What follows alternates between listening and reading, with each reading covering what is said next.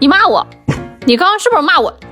再骂一个来。哎呀，不就一狗罐头吗？那么小气。你那罐头也是我花钱给你买的，我再给你开一个就完了呗。你至于骂我骂那么脏吗？和好行不行？不是，你没完呢。我就问你，咱俩能不能和好了？啊？那你走吧，来。友谊的小船说翻就翻了，反正你也不原谅我。狗罐头我也不给你。烦死了！